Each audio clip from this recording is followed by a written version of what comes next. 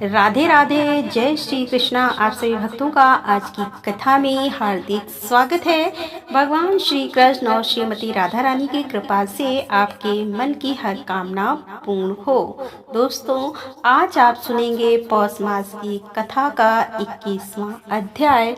ठाकुर जी अपने भक्तों से अथाह प्रेम करते हैं, बड़ा प्रेम करते हैं ठाकुर जी अपने भक्तों से, और अपने प्रेम को प्रदर्शित करने के लिए भांति भांति की लीलाएं करते हैं। यहाँ तक शास्त्रों में और पुराणों में यह वर्णन है कि ठाकुर जी को अपने भक्त बड़े प्यारे हैं, और ठाकुर जी का अपने भक्तों के प्रति जो प्रेम है उसे दर्शाने के लिए बहुत सारी कथाएं हमारे शास्त्रों में, पुराणों में वर्णित हैं। लेकिन इसके अलावा भी लोगों के अपने अनुभव भी हैं, वे बहुत सारी सत्य कथाएं भी हैं जो इस कलयुग में भी घटित होती हैं। उनमें से ही एक कथा है त्रिपुरदास जी की। त्रिपुरदास जी भगवान श्री गोवर्धन नाथ श्रीनाथ जी के एक भक्त थे, और उन्होंने एक ऐसी प्रतिज्ञा की थी कि मैं प्रतिवर्ष श्रीकाल में अर्थात सर्दियों के मौसम में ठाकुर श्री गिरिराज श्रीनाथ जी के लिए दगला अर्थात अंग रखा भेजा करूंगा। और अपनी प्रतिज्ञा के अनुसार वे प्रतिवर्ष एक अत्यंत बहुमूल्य वस्त्र का अंग रखा सिलवाते थे, फिर उसमें सुनहरे गोटे लगवाते थे और बड़े प्रेम से भेजते थे। और यही कारण है कि इनका भेजा हुआ जो अंग रखा था ठाकुर श्रीनाथ जी को अत्यंत प्रिय लगता था। और मंदिर के गोसाई श्री विठलनाथ जी भी बड़े प्रेम से ठाकुर जी को अंग रखा धारण करवाते थे, और ठाकुर जी बड़े प्रसन्न होते थे। लेकिन कुछ समय के बाद कुछ ऐसा समय आया कि राजा ने श्री त्रिपुरदास जी का सर्वस्व अपहरण कर लिया, सारा धन ले लिया। सब श्री त्रिपुरदास जी एक एक आने को और एक एक दाने को मोहताज हो गए। इसी बीच शरद ऋतु अर्थात सर्दी भी आ गई, और तब उन्हें सर्दियों में ठाकुर जी को अंग रखा भेजने की बात याद आई। लेकिन धन का सर्वदा अभाव होने के कारण और श्री ठाकुर जी की सेवा से वंचित होने तथा प्रतिज्ञा भंग होने के दुख से इनकी आंखों में आंसू छलछला उठे। लेकिन एकाएक पीतल की एक दवात इनकी नजर में आई, जो श्री त्रिपुरदास जी के घर के एक कोने में पड़ी हुई थी। इन्होंने मन में निश्चय किया, और कुछ तो नहीं है लेकिन यह जो दवात है इसी को बेचकर श्री ठाकुर जी की सेवा कर देता हूँ। अब श्री त्रिपुरदास जी ने पीतल की दवात को बाजार में बेचा, उससे उन्हें सिर्फ 1 रुपया मिला। अब 1 रुपए से क्या मिलेगा, लेकिन उसी रुपए से उन्होंने केवल एक मोटे कंबल का, मोटे कपड़े का एक थान खरीदा। और यह बहुत पहले की बात है, तो उस समय में चीजें सस्ती मिलती थी, कपड़े भी सस्ते मिलते थे। लेकिन 1 रुपए में उनको वैसा कपड़ा नहीं मिला जैसा कि वह भेजा करते थे। लेकिन फिर भी प्रतिज्ञा भंग ना हो इसीलिए उन्होंने वह कपड़ा लिया और उसे लाल रंग में रंग दिया। परंतु फिर भी इनका साहस नहीं हुआ कि ऐसे साधारण वस्त्र को लेकर हम कैसे श्री गोसाई जी के पास जाएं, क्योंकि हमेशा यह बहुत अच्छे वस्त्र लेकर गोसाई जी को दिया करते थे। अतः उसे घर में ही रख लिया और सोचा था कि श्री गिरिराज जी की ओर से कोई आएगा तो उसके द्वारा भिजवा दूंगा। मतलब खुद नहीं जाना चाहते थे, क्योंकि उनके मन का वस्त्र नहीं मिला था। प्रतिज्ञा पूरी करनी थी, तो कोई आएगा तो भिजवा दिया जाएगा, ऐसा उन्होंने मन में विचार किया।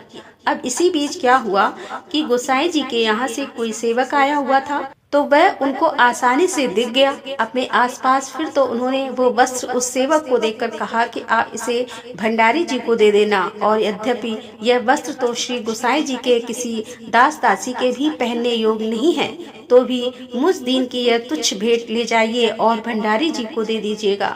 परंतु एक बात का ध्यान रखिएगा, मेरी आपसे यह प्रार्थना है कि इस वस्त्र का समाचार श्री गोसाई जी को मत सुनाइएगा। बस अब उस सेवक ने श्री त्रिपुरदास जी के इस वस्त्र को लेकर भंडारी के हाथ में दे दिया, और उस भंडारी ने उस वस्त्र को बिछाकर उसके ऊपर श्री ठाकुर जी के श्रृंगार की और बढ़िया वस्त्र रख दिए। परंतु परम स्नेही ठाकुर श्रीनाथ जी से भक्त के इस प्रेम के उपहार की उपेक्षा सही नहीं गई, और वे व्याकुल होकर बोले कि मुझे बड़े जोर से ठंड लग रही है, शीघ्र ही इसको दूर करने का कोई उपाय करो। तब श्री गोसाई जी ने बहुत से सुंदर वस्त्र श्री अंग पर चढ़ाए, परंतु परंतु ठंड नहीं गई। तब श्री गोसाई जी ने अंगीठी भी जलाई, फिर भी ठंड दूर नहीं हुई। तब श्री गोसाई जी के ध्यान में आया कि किसी भक्त पर अनुग्रह करने के लिए प्रभु यह लीला कर रहे हैं। अतः तुरंत ही उन्होंने सेवक को बुलाकर पूछा, इस वर्ष किस किस की पोशाक आई है। किताब वहीं खोलकर सेवक ने सबका नाम सुनाया, परंतु त्रिपुरदास जी का नाम ही नहीं लिया। अब गोसाई जी विठल दास जी ने कहा कि मैंने भक्त त्रिपुरदास का नाम नहीं सुना, क्या इस वर्ष उनके यहाँ से कोई पोशाक नहीं आई है। सेवक ने कहा, उनका सब धन नष्ट हो गया है, इसीलिए उनके यहाँ से मोटे कपड़े का एक थान आया है, मैंने उसे और पोशाकों के नीचे रख दिया। अब श्री गोसाई जी ठाकुर जी के मन की बात समझ गए।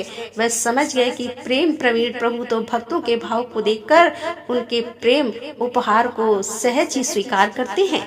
आज्ञा दी कि उसी कपड़े को शीघ्र लेकर आओ। अब सेवक थोड़ा अनमना सा हुआ और अनमना सा होकर ही उस कपड़े को लेकर आया। वो तुरंत ही श्री ठाकुर जी के दर्जी को बुलाकर उस कपड़े को नाप साधक कटवाकर अंग रखा सिलवाया गया। श्री गोसाई जी ने तुरंत उस अंग रखा श्री ठाकुर जी के श्री अंग में धारण कराया। तब श्री ठाकुर जी ने बड़े भाव से भरकर कहा कि अब हमारा जाड़ा अर्थात ठंडक दूर हो गया है। ऐसे हैं हमारे ठाकुर जी, भक्तों के भाव पर ही रीत जाते हैं और हम सबके मन में भी ठाकुर जी के प्रति इतनी श्रद्धा, इतनी भक्ति, इतना भाव जागृत हो, इसके लिए ठाकुर जी के प्रति समर्पित रहे, श्रद्धा भाव से उनकी शरण में रहे। ठाकुर जी की सेवा के लिए कोई न कोई नियम जरूर लेना चाहिए। नियम पूर्वक अगर हम एक छोटा सा भी काम करते हैं तो हम उनके भक्त की श्रेणी में आ जाते हैं। इसीलिए आप भी कोई न कोई नियम लेकर भगवान की पूजा सेवा कीजिए। जिस भी देवता में आपकी आस्था हो उनके लिए ही आप कोई एक नियम बना लीजिए और फिर उस नियम का निर्विघ्न रूप से पालन कीजिए। देखिए कैसे भगवान आपके बस में हो जाते हैं। राधे राधे, जय श्री कृष्णा। कथा आपको अगर पसंद आई हो तो वीडियो को लाइक जरूर कीजिए और हाँ, कमेंट बॉक्स में राधे राधे जरूर लिख दीजिए। और अब सुनते हैं आज का अध्याय। तो भगवान श्री राम का ध्यान करके आज की पावन कथा का प्रारंभ करते हैं। सूत जी कहते हैं कि पहले की बात है, बृहद्दमन नाम से प्रसिद्ध एक महाबली चक्रवर्ती राजा हो गए हैं। वे समुद्र पर्यंत समस्त पृथ्वी का धर्म पूर्वक पालन करते थे। उन्होंने सत्रयाग द्वारा इंद्र आदि देवताओं का योजन किया, परंतु विद्वान धर्मात्मा रैब जी उनके पुरोहित थे। रैब के दो पुत्र वे अरवावसु और परवावसु। वे दोनों 6 अंगों सहित संपूर्ण वेदों के विद्वान तथा श्रोत स्मार्त कर्मों के तत्व ज्ञान, सांख्य, वेदांत, विशेषिक, योग शास्त्र और व्याकरण शास्त्र इन सबके मर्मज्ञ विद्वान थे और मनु आदि संपूर्ण धर्म शास्त्रों के वे निष्पात पंडित थे। इसके साथ ही संपूर्ण शास्त्रों के ज्ञान में भी चतुर थे। अब इन दोनों विद्वानों को सत्रयाग में सहाय के लिए राजा बृहद्दमन ने मांगा। पिता की आज्ञा लेकर वे दोनों भाई बृहद्दमन के सत्र में गए। वे युगल अश्वनी कुमारों की भांति परम सुंदर दिखाई देते थे।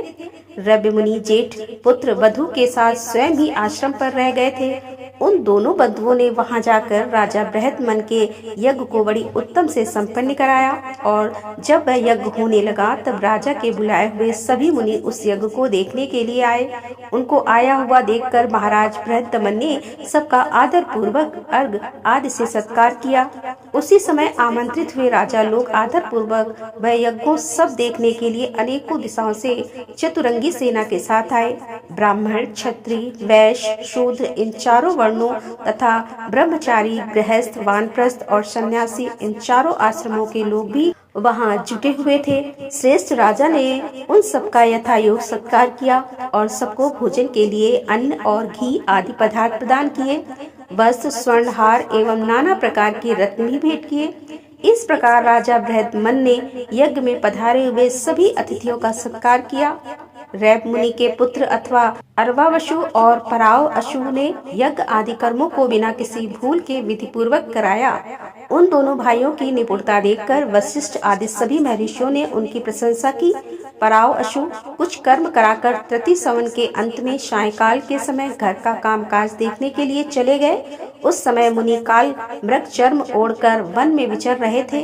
उन्हें देखकर पराव अशु के मन में मृग की आशंका हुई। अब रात्रि में निविल अंधकार में उनके नेत्र निद्रा से भारी हो रहे थे। उन्होंने पिता को देखकर यह समझा कि यह कोई वनवासी मृग है जो मुझ मुझे मारने के लिए आ रहा है। अब ऐसा सोचकर उस सघन वन में अपने शरीर की रक्षा चाहने वाले पराव अशु ने मृग के धोखे से अपने पिता को ही मार डाला। निकट जाकर उसने अपने मरे हुए पिता को पहचाना, फिर तो वह शोक में डूब गया। उसकी सारी इंद्रियां व्यथा से व्याकुल हो उठी। तत्पश्चात परा अशु पिता का दाह संस्कार करके पुनः राजा के सत्र में आ गए और अपने द्वारा जो पाप हो गया था वह सब उन्होंने छोटे भाई को बताया।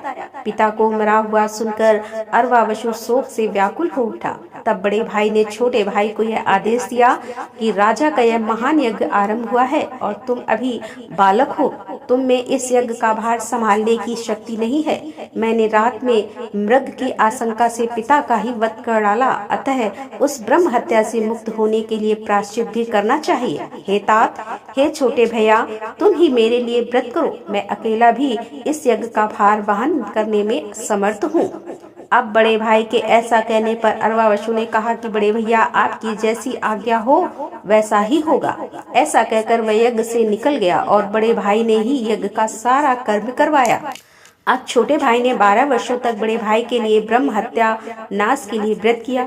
इसके बाद जब वह प्रसन्नता पूर्वक पुनः सत्र यज्ञ में आया तो अपने भाई को आया देखकर ज्येष्ठ ने राजा बृहत्मन से कहा कि हे राजन, यह अरवावशु ब्रह्म हत्यारा है, इस समय आपके यज्ञ में आया है। हे नृपश्रेष्ठ, इसे शीघ्र ही इस यज्ञ से हटा दीजिए, अन्यथा सत्र याग के फल की हानि होगी। परा अशु के ऐसा कहने पर राजा ने अपने सेवकों द्वारा अरवावशु को यज्ञ से निकलवा दिया। वहाँ के ब्राह्मण भी उसे धिक्कार दे रहे थे। अरवावशु यह सब सहन करके चुपचाप वन को चला गया और वहाँ ऐसी तपस्या की जो देवताओं के लिए भी दुष्कर थी। उसके तप से भगवान सूर्य नारायण प्रसन्न होकर सामने प्रकट हो गए और इस प्रकार बोले कि अरवावशु, तुम तपस्या, ब्रह्मचर्य, आचार शास्त्र, श्रवण तथा वेद शास्त्र आदि की शिक्षा की दृष्टि से सर्वश्रेष्ठ हो। परा अशु ने तुम्हें अपमान पूर्वक निकाला है, तथापि क्षमा युक्त होकर तुम उसके प्रति क्रोध भी नहीं करते हो। तुम्हारे बड़े भाई ने ही तुम्हारे पिता को भी मारा है, तुमने नहीं, फिर भी तुमने अपने भाई की शुद्धि के लिए स्वयं ही ब्रह्म हत्या नाशक व्रत किया, इसीलिए हम तुम्हें श्रेष्ठ स्वीकार करते हैं। ऐसा कहकर देवताओं ने उसको ज्येष्ठ बना दिया। तत्पश्चात इंद्र आदि देवताओं ने सूर्य नारायण को आगे करके कहा, अरवावशु, तुम कोई वर मांगो। अब उसने प्रार्थना की कि मेरे पिता जीवित हो जाएं और उन्हें अपने मारे जाने की स्मृति न हो। तब देवताओं ने कहा, ऐसा ही होगा, लेकिन इसके सिवा भी हम कोई तुम्हें दूसरा वर भी देना चाहते हैं, तो कोई दूसरा वर भी मांगो। तब अरवावशु बोला कि मेरे भाई की दुष्टता दूर हो जाए। अरवावशु की यह बात सुनकर देवताओं ने कहा, परावशु, अपने ब्राह्मण पिता की हत्या की है, अतः उसे महान पाप लगा है। दूसरे किए हुए पाप की दूसरे के द्वारा किए गए प्रायश्चित से निर्वृत्त नहीं होती। विशेषता 5 महापातकों के संबंध में तो ऐसी ही बात है। इस कारण तुम्हारे भाई परा अशु का अभी पाप से उद्धार नहीं हुआ है। वे देवताओं की यह बात सुनकर अरवावशु ने कहा, आपका कहना तो ठीक है, तथापि आप लोगों के महात्म्य और प्रसाद से पिता और ब्राह्मण की हत्या करने वाले मेरे भाई का जिस प्रकार भी उद्धार हो, वह कृपा पूर्वक उपाय मुझे बतलाइए।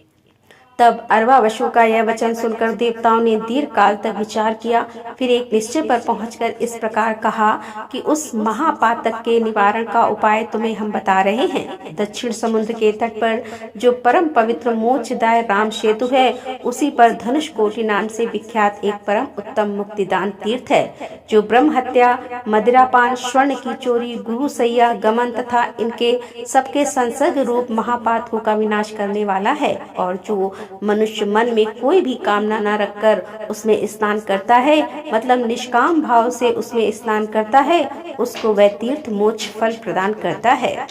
वह दुष्स्वप्नों तथा नरक क्लेशों का नाश करने वाला एवं धन्य है। तुम्हारे ज्येष्ठ भाई परा अशु यदि वहीं जाकर स्नान करे तो तत्काल ब्रह्म हत्या से मुक्त हो सकता है। यह कहकर देवता लोग अपनी पुरी को चले गए। तदंतर अरवावशु अपने बड़े भाई परवावशु को साथ लेकर श्री रामचंद्र जी के धनुष कोटि नामक तीर्थ में गया। परा अशु ने पातक शुद्धि के लिए उस सेतुवर्ती तीर्थ में संकल्प करके अपने भाई के साथ नियम पूर्वक स्नान किया। स्नान करके जब वे उठे तब आकाशवाणी ने कहा, हे पराशु, तुम्हारी पितृ हत्या और ब्रह्म हत्या नष्ट हो गई है। तब छोटे भाई के साथ पराशु ने श्री रामचंद्र जी की धनुष कोटि को भक्ति पूर्वक प्रणाम किया और रामेश्वर महादेव को भक्ति भाव से मस्तक नवाकर दोनों अपने पिता के आश्रम पर गए। वहाँ रव्य मुनि मरकर पुनः जीवित हो गए थे। उन्होंने अपने पुत्रों को, दोनों पुत्रों को आया देखकर मन ही मन बड़े संतोष का अनुभव किया और पुत्रों के साथ वे आश्रम पर सुख पूर्वक रहने लगे। श्री रामचंद्र जी की धनुष कोटि में स्नान करने से पराशु के पातक का नाश हो गया, इसीलिए सब मुनियों ने उन्हें स्वीकार कर लिया। जय श्री राम। आज की कथा का यहीं पर समापन करती हूँ। इसके आगे का वृतांत आप कल की कथा में सुनेंगे। और अब आप सुनेंगे श्री नारायण कवच, जिसके सुनने मात्र से भगवान श्री हरि विष्णु की असीम कृपा प्राप्त होती है और भगवान श्री हरि विष्णु स्वयं उस मनुष्य की रक्षा करते हैं। हर दिशा में, हर दशा में, हर प्रकार के विघ्न बाधा से, हर प्रकार के संकट से, और इसलिए पूरे भक्ति भाव के साथ नारायण कवच का पाठ हमें श्री नारायण का ध्यान करके जरूर सुनना चाहिए। भगवान श्री हरि गरुड़ जी की पीठ पर अपने चरण कमल रखे हुए हैं, जिनकी 8 सिद्धियां अणिमा, महिमा, गरिमा, लघिमा, प्राप्ति, प्राकम्य, ईश्वत्व और वशित्व सेवा कर रही हैं, तथा जो अपने 8 हाथों में शंख, चक्र, ढाल, तलवार, गदा, बाण, धनुष और पास धारण किए हुए हैं, वे ओमकार स्वरूप प्रभु सब प्रकार से मेरी रक्षा करे। मत्स्य मूर्ति भगवान जल के भीतर जल जंतु रूपी वरुणापास से मेरी रक्षा करे। माया से ब्रह्मचारी का रूप धारण करने वाले वामन भगवान स्थल पर और विश्व रूप श्री त्रिविक्रम भगवान आकाश में मेरी रक्षा करे। जिनके भयंकर अट्टहास करने पर सभी दिशाएं गुंजायमान हो उठी हों और दैत्यों के गर्भवती पत्नियों के गर्भ गिर गए थे, वे दैत्य पतियों के शत्रु भगवान नरसिंह किले, वन, युद्ध स्थल आदि विषम स्थानों में मेरी रक्षा करे। अपनी दाढ़ों पर पृथ्वी को धारण करने वाले यज्ञ मूर्ति वराह भगवान मार्ग में, परशुराम भगवान पर्वतों के शिखरों पर तथा श्री लक्ष्मण और भरत के बड़े भाई भगवान श्री रामचंद्र प्रवास के समय मेरी रक्षा करे। भगवान नारायण मारण मोहन आदि भयंकर अविचारों और सब प्रकार के प्रमादों से मेरी रक्षा करे। ऋषि श्रेष्ठ नर गर्भ से योगेश्वर भगवान दत्तात्रेय योग के विघ्नों से और त्रिगुणाधिपति भगवान कपिल कर्म बंधनों से मेरी रक्षा करे। परम ऋषि सनत कुमार कामदेव से और भगवान है ग्रीव मार्ग से गुजरते समय देव मूर्तियों को नमस्कार आदि न करने के अपराध से देव ऋषि नारद देव पूजा के समय संभावित सेवा अपराधों से और भगवान कच्छप सभी तरह के नरकों से मेरी रक्षा करे। मैं ऋषि वेद व्यास जी अज्ञान से तथा बुद्ध देव पाखंडियों के द्वारा फैलाए गए प्रमाद से मेरी रक्षा करे। धर्म की रक्षा हेतु महान अवतार धारण करने वाले भगवान कलिक पाप बहुल कलयुग के दोषों से मेरी रक्षा करे। प्रातः काल भगवान केशव अपनी गदा से दिन के दूसरे भाग चढ़ जाने पर भगवान गोविंद अपनी बांसुरी लेकर दिन के तीसरे भाग दोपहर के पहले भगवान नारायण अपनी तीक्ष्ण शक्ति लेकर तथा दिन के चौथे भाग मध्यकाल को भगवान विष्णु चक्रराज सुदर्शन लेकर मेरी रक्षा करे। दिन के 5वें भाग अपराह्न काल में अपना प्रचंड धनुष लेकर भगवान मधुसूदन मेरी रक्षा करे। छठे भाग सायकाल में ब्रह्मा आदि त्रिमूर्तिधारी माधव, रात के 6ठे भाग में प्रथम भाग प्रदोष काल में ऋषिकेश, रात के दूसरे भाग में अर्धरात्रि के पूर्व तथा अर्धरात्रि के समय अकेले भगवान पद्म नाम मेरी रक्षा करे। रात्रि के चौथे भाग पिछले पहर में श्री वत्स लांछन श्री हरि, रात में 5वें भाग उषा काल में खड़गधारी भगवान जनार्दन, रात के 6ठे भाग में सूर्योदय से पूर्व श्री दामोदर और संपूर्ण संध्याओं में काल मूर्ति भगवान विश्वेश्वर मेरी रक्षा करे। हे सुदर्शन, आपका आकार चक्र की तरह है, आपके किनारे का भाग प्रलय कालीन अग्नि की तरह अति तीव्र है। आप भगवान की प्रेरणा से सब ओर भ्रमण करते रहते हैं। जैसे आग वायु की सहायता से सूखे घास फूस को जला डालती है, वैसे ही आप हमारी शत्रु सेना को शीघ्र से जला दीजिए, जला दीजिए। हे कौमोद की गदा, आपसे छूटने वाली चिंगारियों का स्पर्श वज्र के समान असह्य है। हे भगवान, अजीत की प्रिया, मैं आपका सेवक हूँ, इसीलिए आप कुष्मांड विनायक यक्ष राक्षस भूत और प्रेतादि ग्रहों को अभी कुचल डालिए तथा मेरे शत्रुओं को चूर चूर कर दीजिए। हे संघ श्रेष्ठ, आप भगवान श्री कृष्ण के फूकने मात से भयावह नाद करके मेरे शत्रुओं का दिल दहला दीजिए एवं यादुधान प्रमद प्रेत नाथ पिशाच तथा ब्रह्म राक्षस आदि भयंकर प्राणियों को यहाँ से शीघ्र दूर कर दीजिए। हे भगवान की खड़ग श्रेष्ठ नंदक, आपकी धार बहुत तीक्ष्ण है, आप ईश्वर की प्रेरणा से मेरे शत्रुओं को छिन्न भिन्न कर दीजिए। भगवान की प्यारी ढाल, आप में सैकड़ों चंद्राकार मंडल हैं। आप पाप दृष्टि रखने वाले मेरे शत्रुओं के नेत्रों को बंद कर उन्हें सदा के लिए अंधा बना दीजिए। ग्रहों, धूमकेतु आदि केतुओं, दुष्ट मनुष्यों, सरीसृप जीवों, दाड़ों वालों, हिंसक पशुओं, भूत प्रेतों तथा पापी प्राणियों से हमें जो जो भय हो और जो जो हमारे शुभ के विरोधी हो, वे सभी भगवान के नाम रूप तथा आयुधों का कीर्तन करने से तत्काल नष्ट हो जाएं। बृहत रत्नतर आदि शाम वेद के स्रोतों से जिनकी स्तुति की जाती है, वे वेद मूर्ति भगवान गरुड़ और विश्व सेन जी अपने नाम के उच्चारण मात्र के प्रभाव से हमें सब प्रकार की विपत्तियों से रक्षा करे। श्री हरि के नाम, रूप, वाहन, आयुध और श्रेष्ठ पार्षद हमारी बुद्धि, इंद्रिय, मन और प्राणों को सब तरह की विपत्तियों से बचाएं। जितना भी कार्य अथवा कारण रूप जगत है वह वास्तव में भगवान ही है। इस सत्य के प्रभाव से हमारे सारे पाप नष्ट हो जाएं। ब्रह्मा और आत्मा की एकता का अनुभव जो लोग कर चुके हैं, उनकी दृष्टि में ईश्वर का स्वरूप समस्त विकल्पों और भेदों से रहित है। फिर भी वे अपनी माया शक्ति के द्वारा भूषण, आयुध और रूप नामक शक्तियों को धारण करते हैं। यह बात निश्चित ही सत्य है। अतः सर्वज्ञ सर्वव्यापक भगवान श्री हरि सदा सर्वत्र अपने सभी स्वरूपों से हमारी रक्षा करे। जो अपने भयंकर अट्टहास से सब लोगों के भय को समाप्त कर देते हैं और अपने तेज से सबके तेज का ग्रास कर लेते हैं, वे भगवान नरसिंह दिशा विदिशा नीचे ऊपर बाहर भीतर सब ओर से हमारी रक्षा करे। देवराज इंद्र, मैंने तुम्हें यह नारायण कवच सुना दिया, अब तुम इस कवच से अपने को सुरक्षित कर लो, बस फिर तुम अनायास से सब दैत्यपतियों को जीत लोगे। इस नारायण कवच को धारण करने वाला पुरुष जिस किसी को भी अपनी आंखों से देख लेता है अथवा पैरों से भी छू लेता है, वह सत्काल ही समस्त भयों से मुक्त हो जाता है। इस वैष्णवी विद्या को धारण कर लेने वाले को राजा, डाकू, प्रेत, पिशाच और बाघ आदि हिंसक जीवों से कभी किसी प्रकार का डर नहीं होता। देवराज, पुरातन काल की बात है कि एक कौशिक गोत्र के ब्राह्मण ने इस विद्या को धारण करके योग धारणा से अपना शरीर मरुभूमि में त्याग दिया। जिस स्थान पर उस ब्राह्मण का मृत शरीर पड़ा था, उसके ऊपर से एक दिन गंधर्व राज चित्ररथ अपनी स्त्रियों के साथ विमान पर बैठकर निकले। इस स्थान पर आते ही वे नीचे की ओर सिर किए विमान सहित आसमान से धरती पर गिर पड़े। ऐसा होने पर उनके आश्चर्य की सीमा न रही। जब उन्हें बाल खिल्य मुनियों ने बतलाया कि यह नारायण कवच धारण करने का प्रभाव है, तब उन्होंने उस ब्राह्मण देवता की हड्डियों को ले जाकर पूर्व वाहिनी सरस्वती नदी में प्रभावित कर दिया और फिर स्नान करके वे अपने लोक को चले गए। श्री सुखदेव जी कहते हैं कि हे परीक्षित, जो भी मनुष्य इस नारायण कवच को समय पर सुनता है और जो आदर पूर्वक इसे धारण करता है, उसके समक्ष सभी प्राणी आदर से अपना सर झुका देते हैं और वह सब प्रकार के भयों से मुक्त हो जाता है। परीक्षित, इस तरह सत्कृत इंद्र के आचार्य विश्व रूपी से यह नारायण कवच रूपी वैष्णवी विद्या प्राप्त करके रणभूमि में असुरों को जीत लिया और वे त्रैलोक लक्ष्मी का उपभोग करने लगे। श्री नारायण कवच संपूर्ण हुआ।